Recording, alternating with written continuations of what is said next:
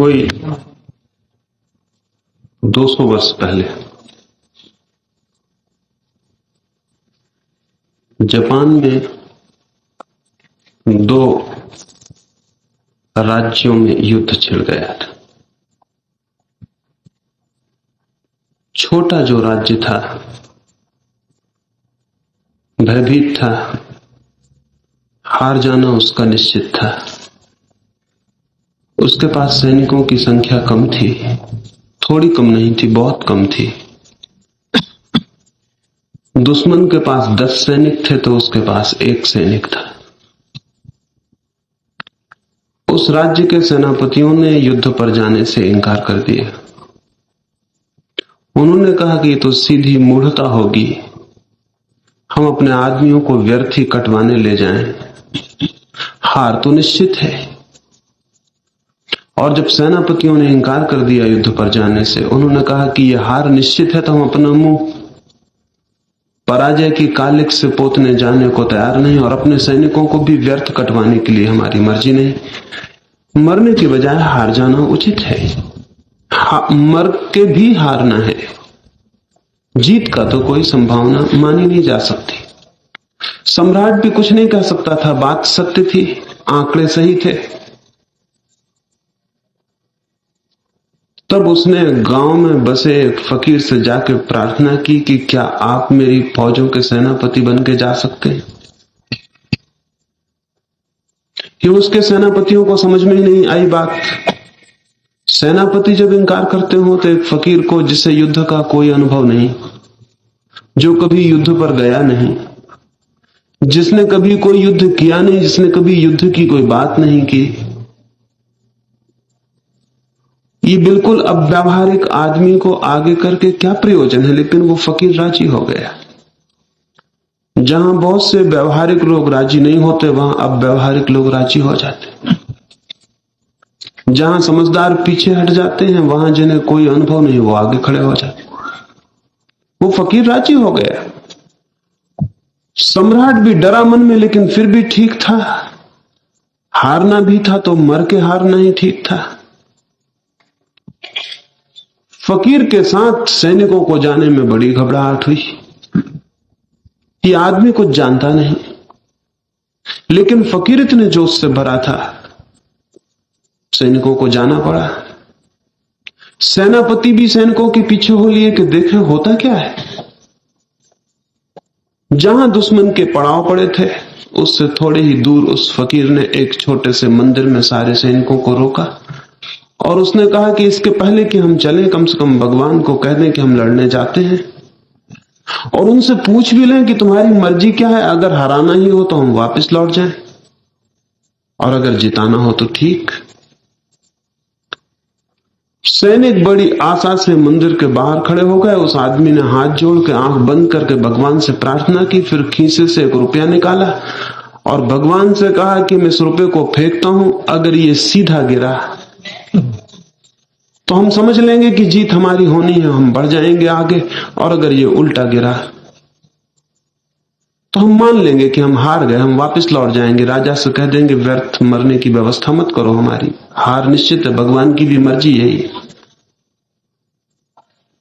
सैनिकों ने गौर से देखा, उसने रुपया फेंका, चमकती धूप में रुपया चमका और नीचे गिरा। वो सिर के बल गिरा था, वो सीधा गिरा था।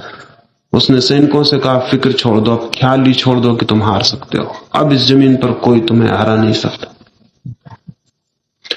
रुपया सीधा गिरा था, भगवान साथ थे। वो सैनिक जाके जूझ गए। 7 दिन में उन्होंने दुश्मन को परास्त कर दिया। वे जीते हुए वापस लौटे। उस मंदिर के पास उस फकीर ने कहा अब लौट के हम धन्यवाद तो दे दें। वे सारे सैनिक रुके, उन सब ने हाथ जोड़ के भगवान से प्रार्थना की। वो कहा तेरा बहुत धन्यवाद कि तू अगर हमें इशारा न करता जीतने का तो हम तो हार ही चुके थे। तेरी कृपा और तेरे इशारे से हम जीते हैं। उस सेनापति ने कहा इसके पहले कि भगवान को धन्यवाद दो, मेरे खीसे में जो सिक्का पड़ा है उसे गौर से देख लो। उसने सिक्का निकाल के बताया, वो सिक्का दोनों तरफ सीधा था, उसमें कोई उल्टा हिस्सा था ही। वो सिक्का बनावटी था, वो दोनों तरफ सीधा था, वो उल्टा गिर ही नहीं सकता था। उसने कहा भगवान को धन्यवाद मत दो, तुम आशा से भर गए जीत के, इसलिए जीत गए। तुम हार भी सकते थे क्योंकि तुम निराश थे और हारने की कामना से भरे थे। तुम जानते थे कि हारना ही है। जीवन में सारे कामों की सफलताएं इस बात पर निर्भर करती हैं कि हम उनकी जीत की आशा से भरे हुए हैं या हार के ख्याल से डरे हुए हैं। और बहुत आशा से भरे हुए लोग थोड़ी सी सामर्थ्य से इतना कर पाते हैं जितना कि बहुत सामर्थ्य के रहते हुए भी निराशा से भरे हुए लोग नहीं कर पाते। सामर्थ्य मूल्यवान नहीं है, सामर्थ्य असली संपत्ति नहीं है। असली संपत्ति तो आशा है और ये ख्याल है कि कोई काम है जो होना चाहिए, जो होगा और जिसे करने में हम कुछ भी नहीं छोड़ रखेंगे। 1 करोड़ की बात बड़ी मालूम पड़ सकती है इतने थोड़े से लोगों को, सीमित साधनों के मित्रों को बहुत बड़ी बात मालूम पड़ सकती है। वो बहुत बड़ी बात इसलिए मालूम पड़ती है कि 1 करोड़ की संख्या को हम एकदम से गिनते हैं। 1 करोड़ संख्या बहुत बड़ी।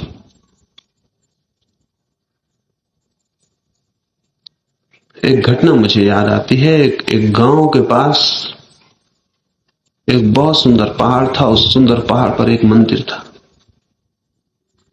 वो 10 मील की ही दूरी पर था और गांव से ही मंदिर दिखाई पड़ता था। दूर दूर के लोग उस मंदिर के दर्शन करने आते, उस पहाड़ को देखने जाते। उस गांव में एक युवक था, वो भी सोचता था कभी मुझे जाके देखा ना, लेकिन करीब था कभी भी देखाएगा।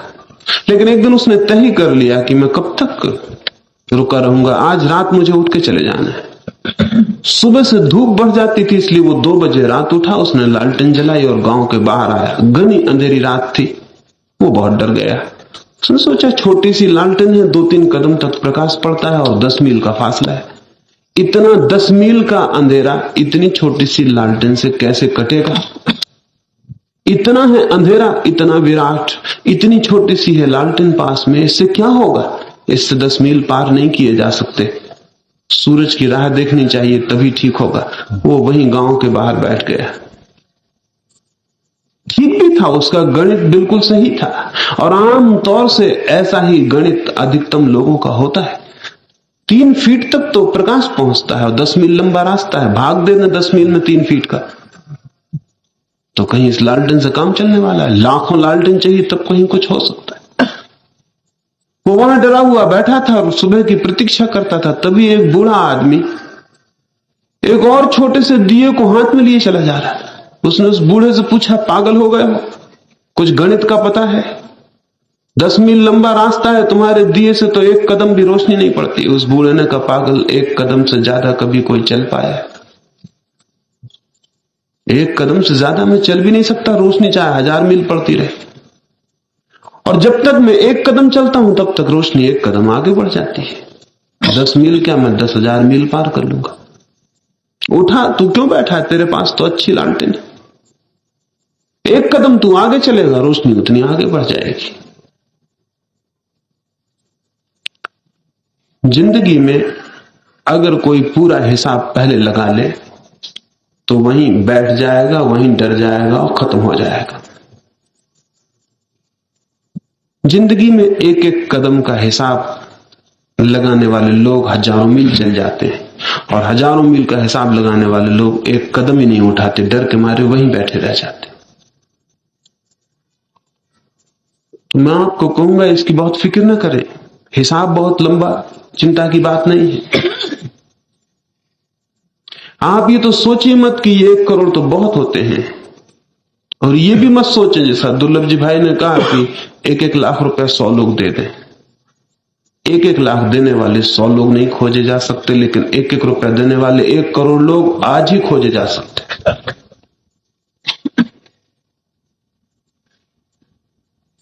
1-1 लाख की बात ही मत सोचे, 1-1 रुपए की बात सोचें, 1-1 कदम की बात सोचें। 10 मील की क्यों बात सोचें? तो इसमें तो चिंता की कोई बहुत बड़ी बात नहीं है। 1-1 रुपया देने वाले 1 करोड़ लोग खोज लेना इतना आसान है, इतना आसान कि आपसे न हो सके तो मुझसे कह देना। आपसे हो सके रुपए का तो आप कर लेना, नहीं तो मुझसे कह देना, वो भी मैं कर दूंगा। उसकी कोई बहुत चिंता की बात नहीं, उसमें बहुत घबराने की बात नहीं। 1-1 लाख रुपए का तो मैं कोई वायदा नहीं दे सकता, लेकिन 1-1 रुपए वालों का वायदा दे सकता हूं। उसमें क्या कठिनाई है? इसलिए बहुत इस विचार में ना पड़े कि इतना कैसे होगा। इतना तो कोई कठिन नहीं है, इतना तो कोई कठिन नहीं। और इस मुल्क में जहां की भिखारियों की बड़ी परंपरा है, अगर आप नहीं कर सके तो मैं भिखारी बन सकता हूं, उसमें कोई कठिनाई नहीं। यहां महावीर भिखारी हैं, या बुद्ध भिखारी हैं, या गांधी भिखारी, यहां कोई तकलीफ नहीं भिखारी होने में। यहां तो राजा होने में बड़ी तकलीफ है। यहां राजा होना बहुत निंदित है, बहुत दुष्कर्म है। यहां भिखारी होना तो इतने बड़े आदर की बात जिसका कोई हिसाब नहीं। गांधी देहरादून में थे एक बार, और रात जब सभा पूरी हुई तो उन्होंने कहा कि कोई भी आदमी बिना दिए नहीं जाएगा, कुछ ना कुछ दे जाएगा। और वो दोनों हाथ लेके भीड़ में उतर गए और कहा कि कोई भी जिसके हाथ में सामने मेरा हाथ जाता है वो कुछ ना कुछ दे। तो जिसको जो बन सका, जिसके पास जो था वो दे दिया। हाथ भर गया तो गांधी उसको वहीं गिरा देते जमीन पर, और फिर हाथ खाली कर लेते। वो कह देते कि मेरी संपत्ति जो पड़ी है, लोग ख्याल से कहीं वहां गड़बड़ ना हो जाए। वो उस भीड़ में 2500 हाथ बार भरा और उसको उन्होंने जमीन पर गिरा दिया। फिर वो तो गिरा के चले गए और कार्यकर्ताओं को कह गए कि जमीन से बीन लाना। महावीर त्यागी उन कार्यकर्ताओं में एक थे। वो बीन बांध के लाए, बहुत से रुपए थे, बहुत से गहने थे। रात 1 बज गया, उस सब बीनने में लोगों के पैरों में यहां वहां हो गया और सब जमीन पे फेंक गए थे उस भीड़ में। वो रात को सब हिसाब, वहां जब पहुंचे तो देखा गांधी जागे हुए। उन्होंने उनका सब हिसाब ले आए, उन्होंने सब हिसाब दिया, इतने 1000 रुपए हुए हैं, ये इतना हुआ है। एक औरत के कान का एक ही बुंदा था। गांधी ने कहा दूसरा बुंदा कहां है? कोई औरत मुझे 1 बुंदा देगी, तुम ख्याल कर सकते, तुम वापस जाओ, 1 बुंदा और होना चाहिए, क्योंकि मैं मांगने खड़ा हो जाऊंगा तो कोई औरत ऐसी हो सकती है हमारे मुल्क में 1 कान का बुंदा दे दे और 1 घर ले जाए? ये बिल्कुल संभव नहीं। इसमें गलती तुम्हारी होगी, तुम जाओ, दूसरा बुंदा वहां होना चाहिए। महावीर त्यागी ने पीछे कहा कि हम इतने घबराए कि बूढ़ा आदमी है कैसा। एक तो वहां डाल दिया, ये सब उपद्रव किया, और हम इतनी रात बीन बांध के लाए हैं अंधेरे में, और कहता है कि 1 बुंदा इसमें कम। वापिस गए, वहां तो हैरान हुए, 1 बुंदा ही नहीं मिला, और कुछ गहने भी मिले। वो बुंदा तो मिल गया। गांधी ने कहा मैं मान ही नहीं सकता था कि इस मुल्क में मैं मांगने जाऊं तो 1 बुंदा कोई दे दे, दोनों देगी। तो इसलिए वो तो कमी थी, और ये तुम और भी ले आए, कल सुबह और देख लेना गौर से, वहां कुछ और।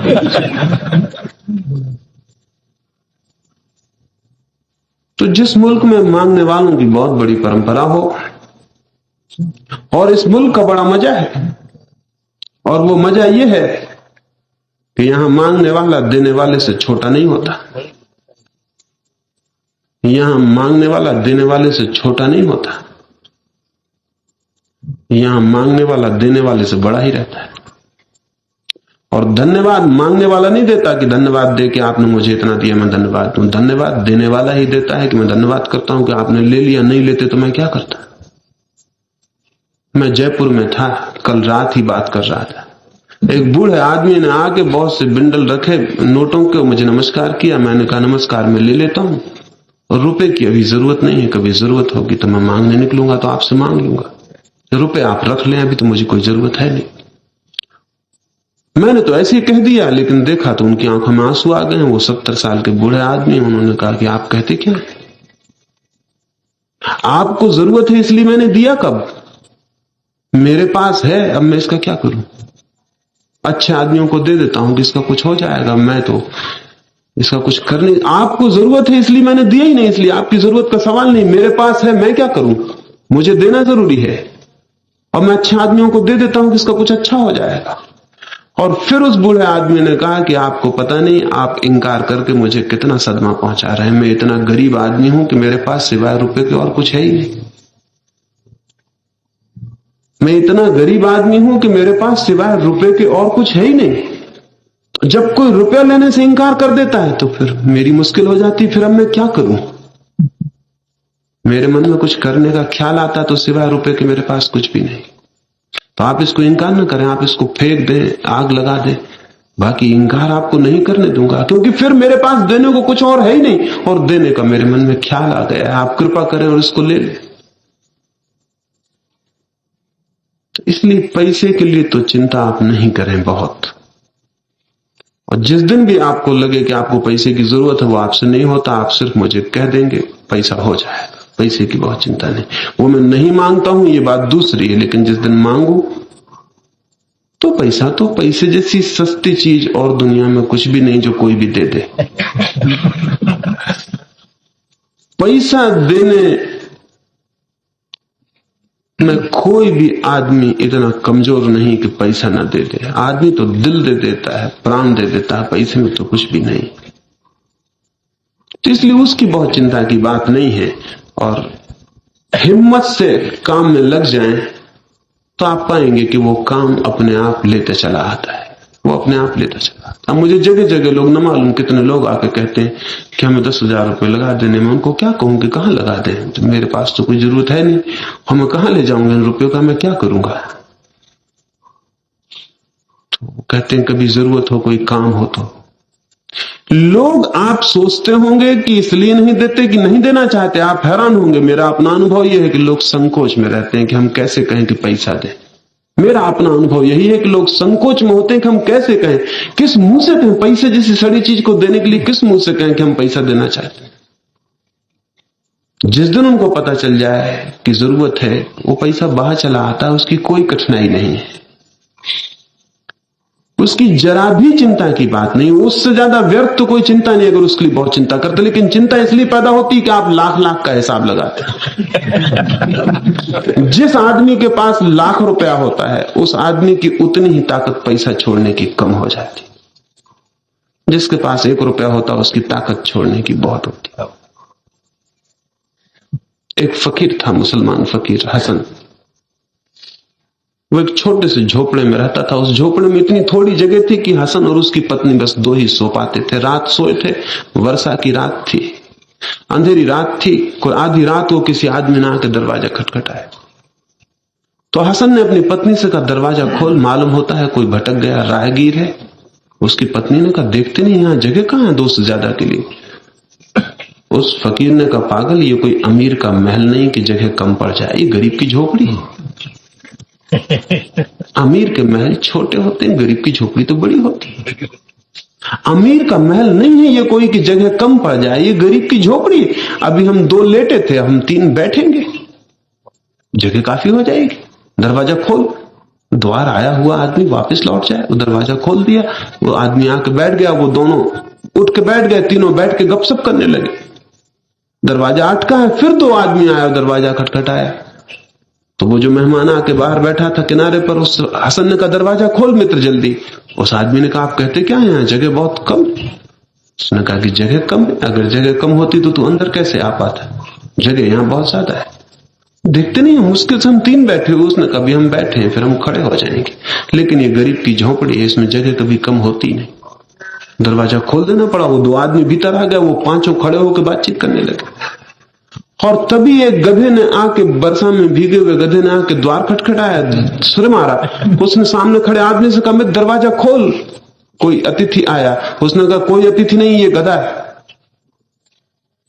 उसने कहा, तुझे पता नहीं, ये गरीब आदमी का झोपड़ा है, यहाँ गधे के साथ भी आदमी जैसा व्यवहार होता। अमीर के झोपड़े पर, अमीर के महल पर आदमी से भी गधे जैसा व्यवहार होता। ये तो गरीब का झोपड़ा है, यहाँ तो हम गधे से भी आदमी जैसा व्यवहार करते हैं। अमीर के मकान की बात अलग है, वहां तो आदमी से भी गधे जैसा व्यवहार होता। दरवाजा खोल। अभी हम दूर दूर खड़े, अब हम पास पास खड़े हो जाएंगे। लेकिन ये गरीब की झोपड़ी छोटी नहीं पड़ सकती। अगर बहुत जरूरत पड़ी तो मैं अलग हो जाऊंगा, पत्नी मेरी बाहर हो जाएगी, लेकिन जब तक हमसे बस होगा हम इसको बड़ा करते रहेंगे। आप लाख पर विचार करते हैं तो परेशानी हो जाती। लाख वाले के आदमी के पास दिल होता ही नहीं, उसके पास दिल बड़ा छोटा हो जाता है। इसलिए उसकी बहुत चिंता ना करें। उसकी बहुत चिंता ना करें। लाख वाले के पास बड़ा दिल होगा तो वहां से लाख आ जाएंगे, नहीं तो रुपए वाले के पास का दिल अब भी बड़ा है, उसमें कोई बहुत कठिनाई नहीं, वो हो सकेगा। हिम्मत से उस काम में आप लगते हैं तो उसके हो जाने में कोई कठिनाई नहीं। और तो मुझे अभी कुछ कहना नहीं, रात आपकी बात सुनूंगा, फिर कुछ और कहना होगा तो आपसे कहूँ।